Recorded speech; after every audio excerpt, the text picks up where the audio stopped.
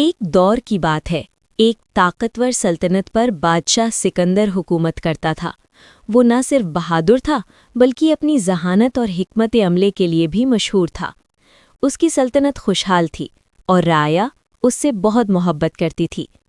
ایک دن خبر آئی کہ ایک دشمن بادشاہ اپنی بڑی فوج کے ساتھ حملہ کرنے والا ہے۔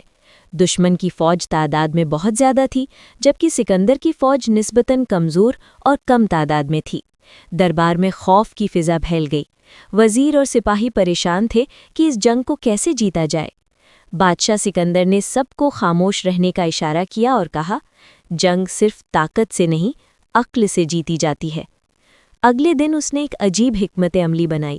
اس نے اپنی فوج کو حکم دیا کہ رات کے وقت پہاڑوں پر جا کر ہزاروں مشعلیں جلا دیں اور مختلف جگہوں پر آگ روشن کریں، تاکہ ایسا لگے جیسے فوج بہت بڑی ہے اور ہر طرف پھیلی ہوئی ہے۔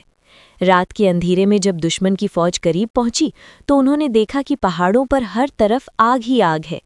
ایسا لگ رہا تھا جیسے ایک بہت بڑی فوج ان کا انتظار کر رہی ہو۔ دشمن کے سپاہی گھبرا گئے اور اپنے بادشاہ سے کہنے لگے، ہم ایک بہت بڑی فوج کے مقابلے میں ہیں، ہمیں واپس جانا چاہیے۔ دشمن بادشاہ بھی خوفزدہ ہو گیا۔ اس نے سوچا کہ اگر وہ آگے بڑھا تو اسے شکست ہو سکتی ہے۔ چنانچہ اس نے بغیر جنگ کیے ہی واپس جانے کا فیصلہ کر لیا۔ صبح جب سورج نکلا تو میدان خالی تھا۔ دشمن کی فوج جا چکی تھی۔ سکندر کے سپاہی حیران رہ گئے کہ بغیر جنگ کے ہی فتح حاصل ہو گئی۔ بادشاہ نے مسکرا کر کہا، یہ جنگ تلوار سے نہیں، عقل سے جیتی گئی ہے۔ اس دن کے بعد سکندر کی شہرت اور بھی بڑھ گئی۔ لوگ اسے نہ صرف بہادر بلکہ ایک ذہین حکمران کے طور پر یاد کرنے لگے۔ سبق: عقل اور حکمت اکثر طاقت سے زیادہ مؤثر ثابت ہوتی ہے۔